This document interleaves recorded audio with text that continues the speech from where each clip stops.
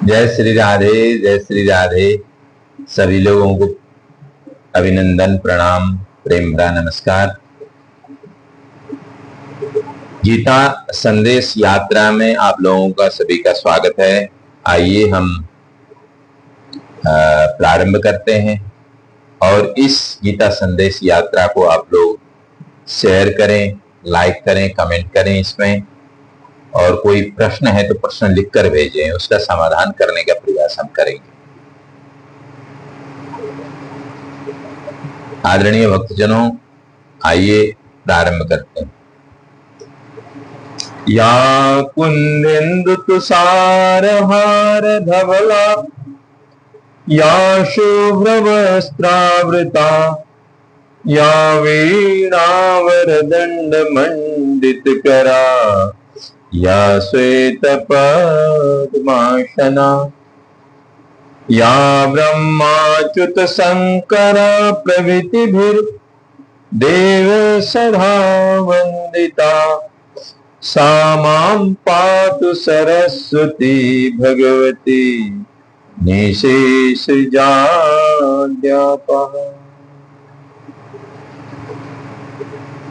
जो जगत जननी माता हमें संपूर्ण ज्ञान, विज्ञान और विद्या प्रदान करती है, उस सरस्वती माता को प्रणाम करते हुए आज की यात्रा प्रारंभ करते हैं। आदरणीय भक्तजनों, गीता संदेश यात्रा क्यों करनी पड़ी?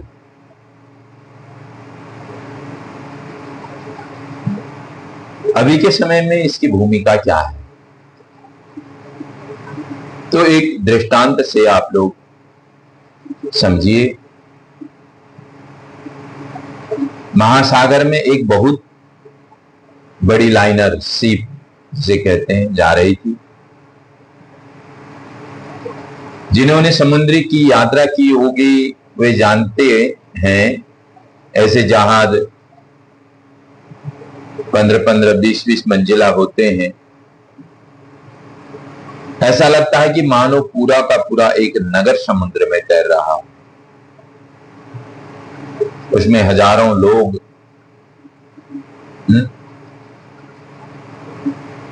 अंदर ही सब कुछ होता है, शॉपिंग मॉल होता है, बार होता है, बड़े बड़े केबिन होते हैं, पूरा एक शहर ऐसा मानो ऐसे चलने लगता है।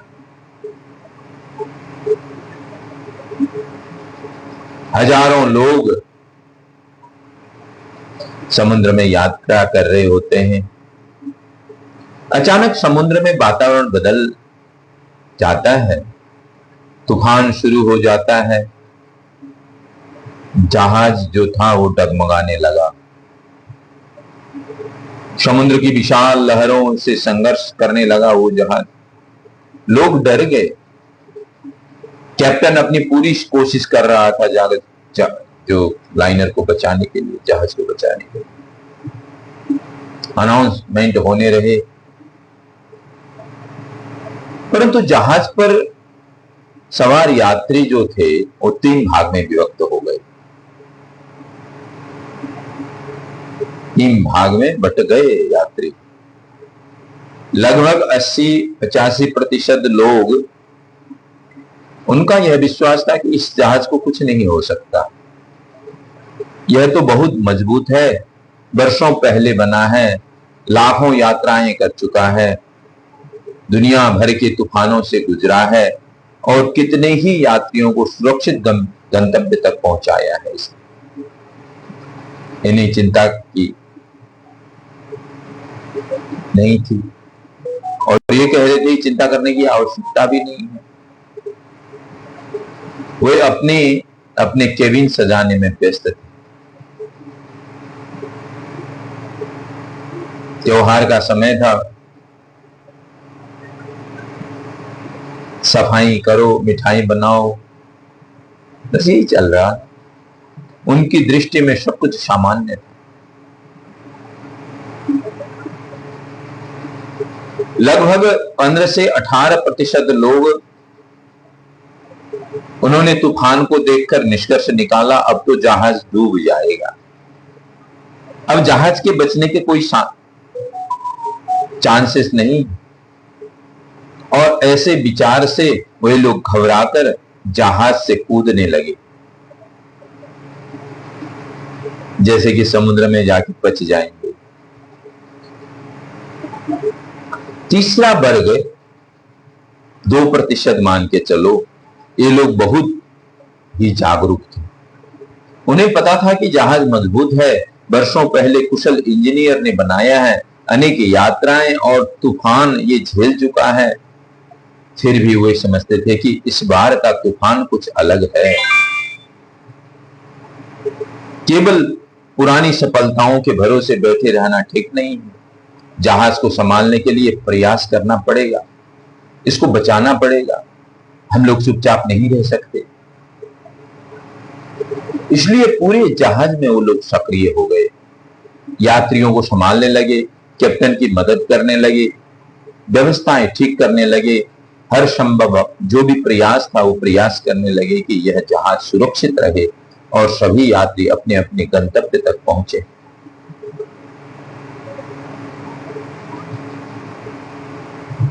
अधिकांश लोग जो पहले वर्ग की तरह लापरवाह रहते हैं, कुछ नहीं होगा, सब चलता है, 21वीं शताब्दी है, कुछ नहीं होगा। कुछ लोग दूसरे वर्ग की तरह निराश होकर हार मान जाते हैं, अपना धर्म कन्वर्ट कर देते हैं, या कूदने लगते हैं, छोड़ देते हैं। लेकिन संतुलित और जागरूक लोग तीसरे वर्ग की तरह होते हैं।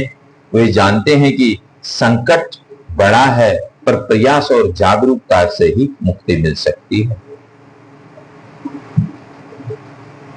यह जहाज जो था लाखों लोगों को उनके गंतव्य तक पहुंचाता आया है।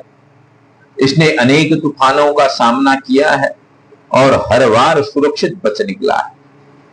लेकिन इस समय का जो तूफान है वह कुछ अलग है। आदरणीय भक्तजनों, अभी का तूफान आप खुद देख रहे हैं। इसे बचाने के लिए केवल पुराने अनुभवों का सहारा लेना पर्याप्त नहीं है। जागरूकता, पुरुषार्थ और प्रयास आवश्यक है। इसलिए वे 2% जागरूक लोग पूरे जहाज को बचाने में जुट गए। जो निरर्थक और अनावश्यक सामान था उसे फेंकने लगे ताकि जहाज हल्का हो जाए और बचाने की संभावना बढ़े। जहां कहीं से पानी जहाज में प्रवेश कर रहा था, वहां उसको रोकने का वो प्रयास कर रहे थे। चारों ओर दौड़ धूप, पुरुषार्थ का वातावरण बना।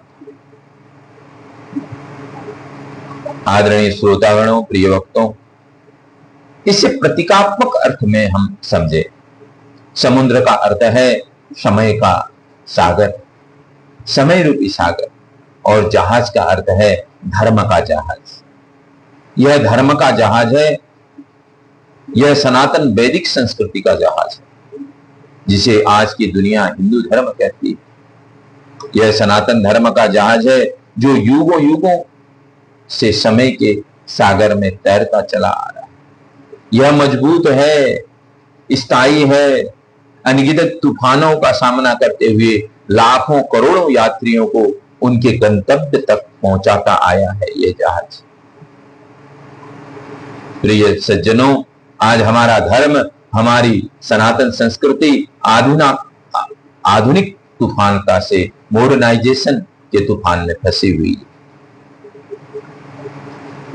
पहले भी अनेक तूफान आए, कभी आक्रांताओं के, कभी विधर्मियों के, कभी कठिन परिस्थितियों के, और हर बार यह धर्म का जहाज सुरक्षित निकल आया। परंतु वर्तमान का यह तूफान कुछ भिन्न है। यह तूफान है आधुनिकता, भौतिकता, अंधा अनुकरण का तूफान। इस तूफान में फंसे हुए लोग भी 3 वर्गों में बटे हुए हैं। पहला वर्ग लगभग 80% ये लोग हैं जो कहते हैं यह तो होता ही रहता है, वर्षों से हमारी संस्कृति पर प्रहार होते आए हैं परंतु कुछ बिगड़ा नहीं, हमारे धर्म को हमारी संस्कृति को कुछ नहीं हो सकता। ये 80% लोग हैं जो चुपचाप बैठे अपने अपने केबिन संभाले हुए हैं। कोई वैष्णव बना हुआ है, कोई शाक्त बना हुआ है, कोई शौर्य बना हुआ है। हम तो हनुमान जी को मानते हैं, बस उनको हम दूसरी जगह नहीं जाते। हम तो बल्कि शिव जी को मानते हैं, नहीं तो हम तो गुरु ग्रंथ साहिब को मानते हैं, हम तो सरदार हैं भाई, सिख हैं, नहीं हम तो जैन हैं, हम तो भगवान बुद्ध को मानते हैं, उनकी बातों को मानते हैं। ये ऐसे लोग हैं जो आंख मूंदते हैं।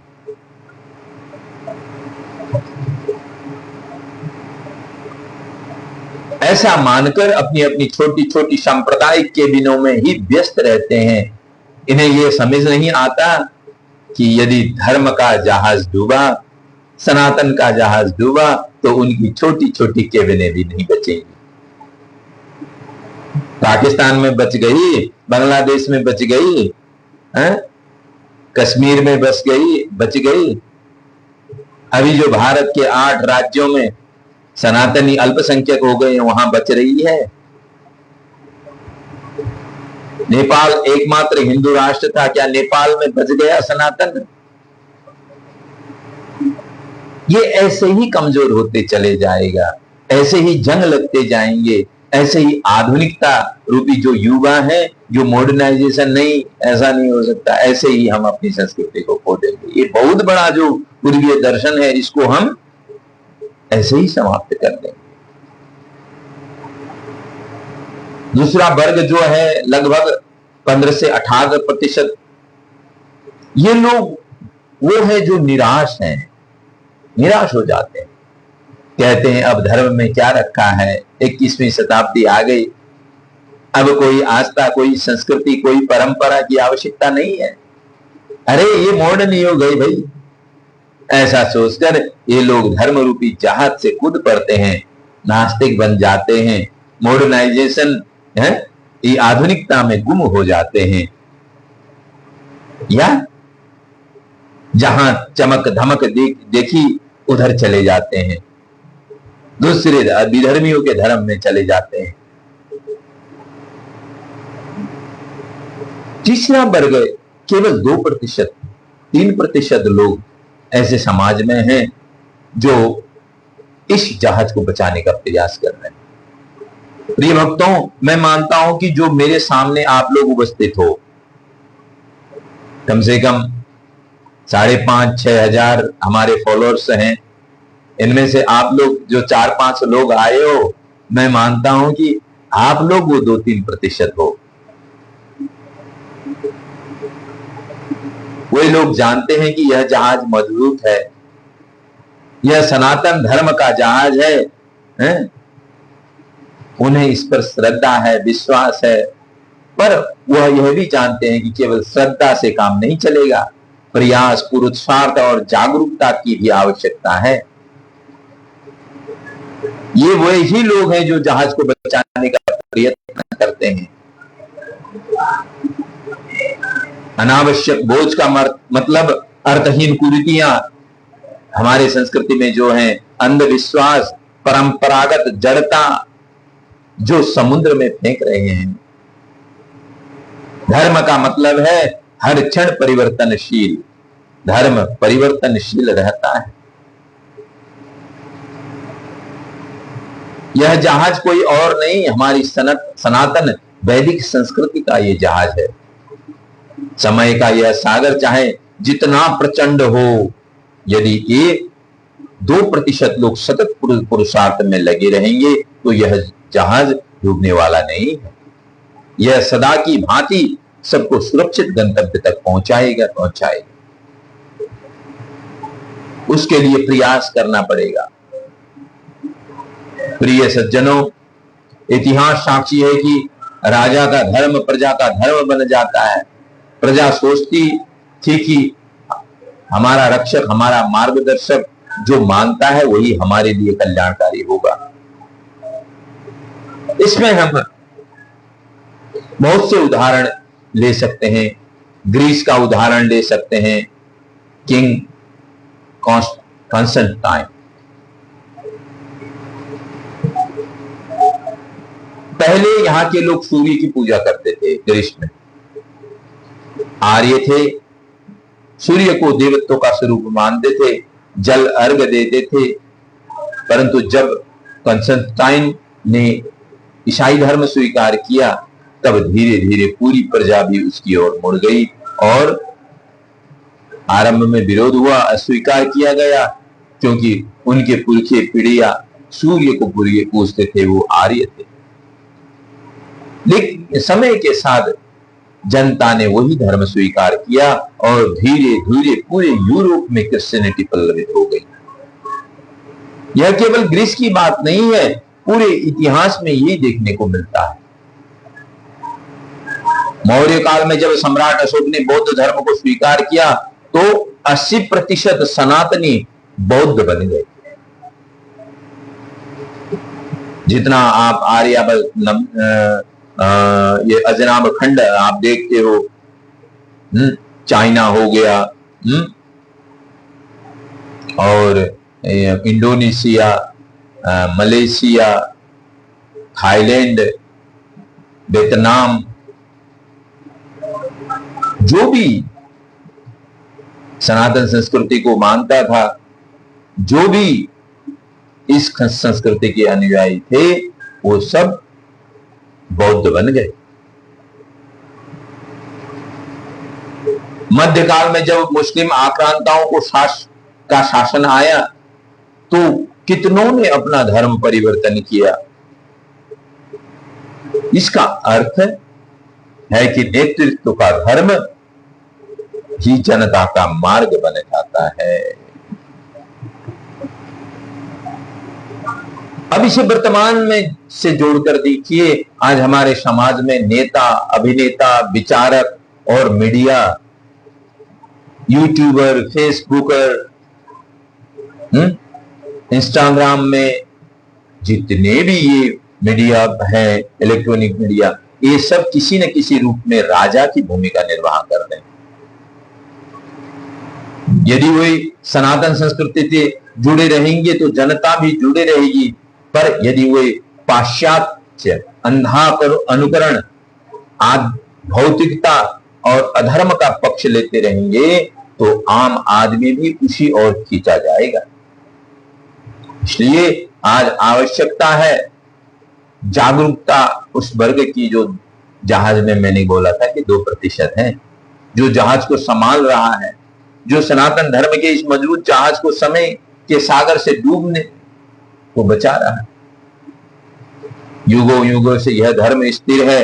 अनेक तूफान आए, अनेक राजाओं के धर्म बदले, प्रजा भी डगमगाई, लेकिन यह सनातन वैदिक संस्कृति का जहाज अब तक अडिग रहा और आगे भी अडिग रहेगा। यदि हम 2% जो लोग हैं उनके जैसे हम पुरुषार्थ करें, हम इस जहाज को न बचने दें, अपने बच्चों को इसकी मूल्य और मान्यताएं बताएं। प्रिय भक्तजनों, इस आर्यावर्त, इस भारतवर्ष, इस सनातन वैदिक संस्कृति का इतिहास अद्वितीय है। इस अजनाब खंड में, इस भारतवर्ष में, विश्व के अनेक भागों में जब जब कोई नया शासक आया, उसकी आस्था के अनुसार प्रजा का धर्म बदल गया। आप मिडिल ईस्ट को ही ले लीजिए, यूरोप को ही ले लीजिए, अमेरिका को ले लीजिए, यहां जब जब शासक का धर्म बदला, तब तब जनता भी यहां बदली। मगर आर्यावर्त में ऐसा कुछ नहीं हुआ।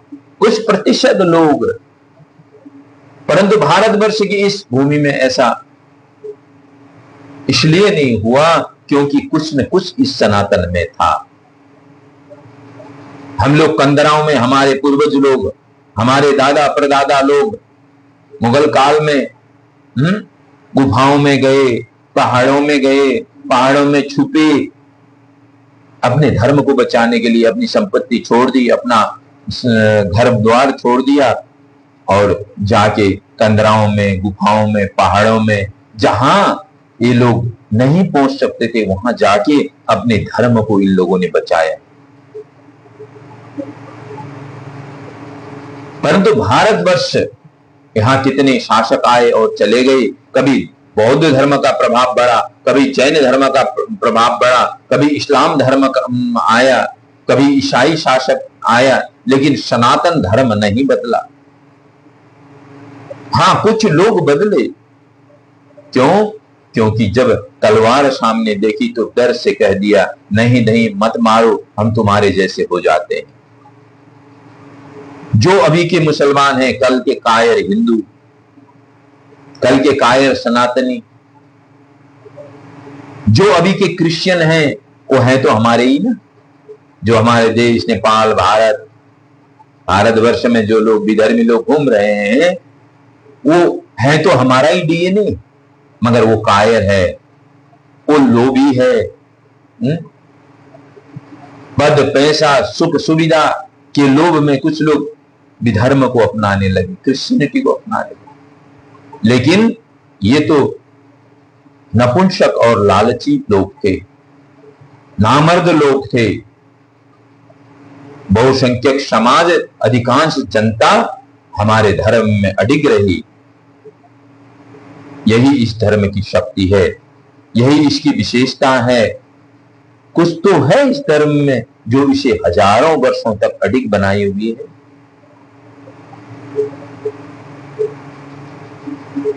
प्रिय सज्जनों, भक्तों, आज का जो तूफान आया है वह पहले के तूफानों से भिन्न है। पहले के सारे तूफान बाहर से आए थे, कभी आक्रमणकारी आए, कभी विदेशी संस्कृति आई, कभी तलवार का भय था, कभी लालच लोभ का भय आया। परंतु इस बार का तूफान बाहर से नहीं, अंदर से उठा है। आज हमारे ही लोग प्रश्न करने लगे हैं, हमारी ही पीढ़ी लिखी, जो पढ़ी लिखी पीढ़ी है, जिसको मॉडर्न कहते हैं हम, वो लोग प्रश्न करने लगे हैं, हमारे सिद्धांतों को चुनौती देने लगे हैं। ये क्यों, वो क्यों, ऐसा क्यों? शंख बजाना है तो क्यों बजाना है, घंट बजानी है तो क्यों बजानी है, जनेऊ धारण करनी है तो क्यों करनी है, शिखा पालना है तो क्यों पालना है, योग करना है तो क्यों करना है, संध्या बंदन करना है तो क्यों करना है? why we have to do this? प्रश्न करते हैं। एक हमारा समय था, आज से 30-50 साल पहले, जो हमारे माता पिताओं ने कह दिया, जो हमारे बुजुर्गों ने कह दिया, हम वो कर लेते थे, हमने कभी प्रश्न नहीं पूछा। मगर ये जो मॉडर्नाइजेशन की हवा चली है, इसने सब कुछ को बर्बाद, ये संस्कृति को बर्बाद करने पे तुला हुआ। हमारी पढ़ी लिखी पीढ़ी धर्मों को, सिद्धांतों को चुनौती दे रहा है। जब बाहर से शत्रु आता है तो हम डट कर लड़ लेते हैं, लेकिन जब अपने ही भीतर में संशय उत्पन्न होता है तो तब लड़ाई कठिन हो जाती है। यही अर्जुन के साथ भी हुआ था। अपनों के साथ लड़ना बड़ा कठिन है। इसलिए यह तूफान पहले के तूफान से कहीं अधिक भयानक और खतरनाक है। मैं कभी कभी कथाएं होती हैं तो मैं मेरी कथाओं में भी ये सब चीजें कहता हूं। अभी मैं काठमांडू में था, काठमांडू में जो कथाएं चल रही थी उसमें नहीं, मैंने भी ये प्रश्न को रखा। सनातन धर्म को बाहर से कोई संकट आता है तो हम लड़ लेंगे, मर जाएंगे, परंतु जब भीतर से ही आस्था डगमगाने लग जाए तो जहाज को बचाने के लिए सजग पुरुषार्थ की आवश्यकता है। मित्रों, यही संदेश हम सबके लिए आज भी है। अपने धर्म की गहराई को समझना, अपने बच्चों और युवाओं को तर्कपूर्ण ढंग से समझाना और स्वयं आचरण में आदर्श बनना, तभी यह धर्म रूपी जहाज भीतरी तूफान से भी सुरक्षित निकल जाएगा। जैसे 2% लोग समझ रहे हैं कि आज का तूफान भीतर से उठा है और इस तूफान से धर्म रूपी जहाज को बचाने के लिए पुरुषार्थ करना पड़ेगा। तो ऐसे पुरुषार्थियों के लिए सबसे बड़ा समर्थ प्रेरणा का स्रोत गीता है। केवल अपने बच्चों को गीता का अध्ययन करवाइए, केवल अपने बच्चों को 700 श्लोकों की गीता का अध्ययन करवाइए। स्कूलों में बोलिए, अपने विद्यालयों जहां आपके बच्चे पढ़ते हैं वहां कहिए कि गीता का अध्ययन होना चाहिए विद्यालय में। जब महाभारत के युद्ध भूमि में अर्जुन मोह और संशय में जगमगाने लगे, विषाद हो गया, उनकी बुद्धि विचलित हो गई, उनकी आत्मा थर्रा गई, तब भगवान कृष्ण ने उन्हें गीता का उपदेश दिया। गीता ने अर्जुन को समझाया कि हे पार्थ, संकट कितना भी गहरा क्यों न हो, यदि पुरुषार्थ, समत्व और श्रद्धा से कर्म किया जाए तो कोई तूफान तुम्हें पराजित नहीं कर सकता। यही संदेश आज हमें चाहिए। आज हमारी नई पीढ़ी संशय में है, प्रश्न कर रही है, why we have to do this, हमें चैलेंज कर रही है। तो गीता ही एक प्रकाश है, हमारे शास्त्र ही प्रकाश हैं। उन शास्त्रों अपने बच्चों को दिखाइए जो उनके संशयों को दूर कर सकती है। गीता ही वह शक्ति है जो हमें इस भीतरी तूफान से लड़ने का साहस देती है। इसलिए तो कहा गया है, सर्वोपनिषदो गाओ दुग्धा गोपाल नंदन, पार्थो वत्स सुधीर भोक्ता, दुग्धम गीतामृतम महा। अर्थात सभी उपनिषद जैसे कि गौ माताएं हैं, श्री कृष्ण जो गोपाल हैं, वो बछड़ा जो गोपाल हैं, अर्जुन बछड़ा है, गीता का दूध वह अमृत ज्ञान है जो हर सजग व्यक्ति को पोषण करता है। इसलिए मित्रों, जो भी हमें सुन रहे हैं, उन लोगों से अनुरोध है कि अपने बच्चों को गीता पढ़ाए। मॉडर्नाइजेशन से थोड़ा अपने बच्चों को दूर रखिए। इसकी मूल्य और मान्यताएं बताएं। वैदिक संस्कृति है क्या, इसके अंदर का विज्ञान क्या है, ये सब चीज अपने बच्चों को बताइए।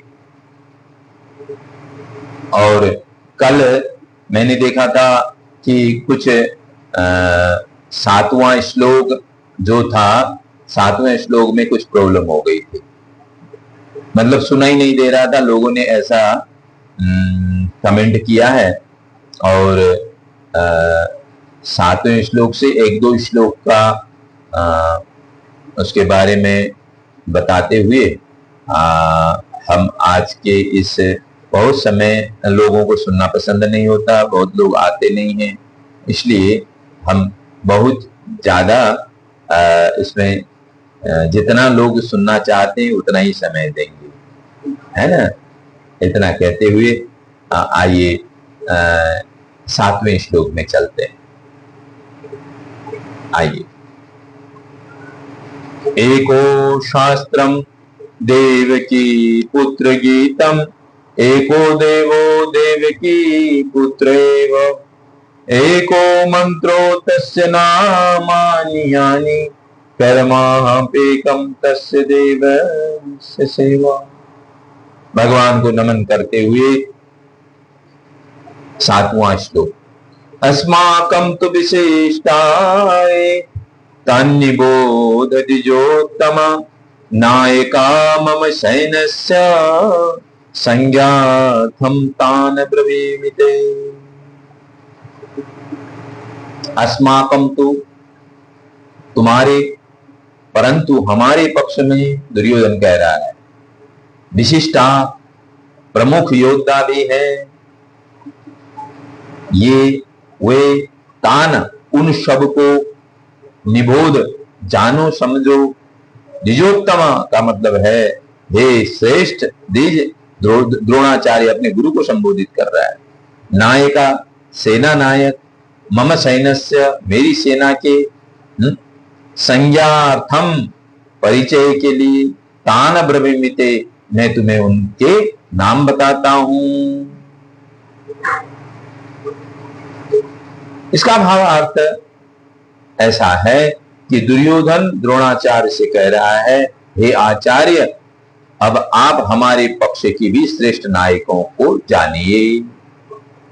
मेरी सेना के नायकों का परिचय मैं आपको देता हूं।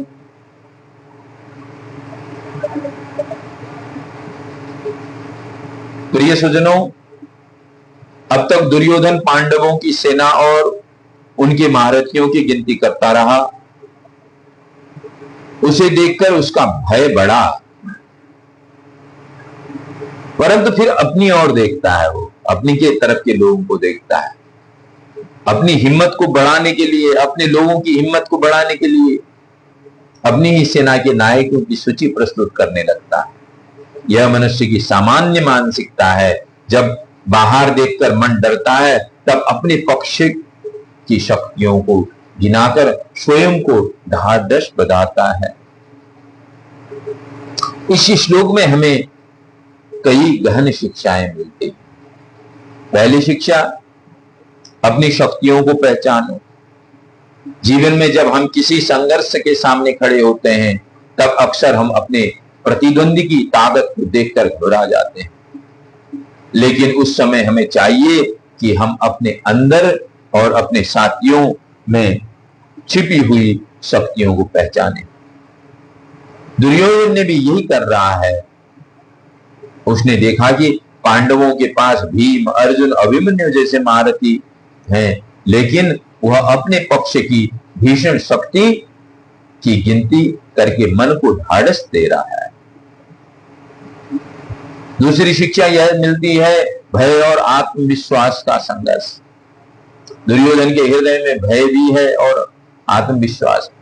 जब भय बढ़ता है तो मनुष्य अपनी सेना, अपने मित्र, अपने संसाधनों का हिसाब गिनता है, परंतु यह आत्मविश्वास स्थायी नहीं होता, क्योंकि यह बाहरी बल पर आधारित है। सच्चा आत्मविश्वास तब आता है जब मनुष्य अपने भीतर ईश्वर पर भरोसा करता है। अर्जुन का आत्मविश्वास कृष्ण से था और दुर्योधन का आत्मविश्वास केवल अपनी सेना से। इसलिए युद्ध के अंत में दुर्योधन की सेना हार गई और अर्जुन की सेना विजयी। तीसरी शिक्षा, बाहरी और आंतरिक। अगर हम इस श्लोक को आध्यात्मिक दृष्टिकोण से देखें तो पांडव और कौरवों दोनों हमारी आंतरिक वृत्तियों के प्रतीक हैं। पांडव हमारे सद्गुण हैं, धर्म, साहस, करुणा, विवेक और भक्ति। कौरव हमारे दोष हैं, लोभ, क्रोध, अहंकार, ईर्ष्या और मोह।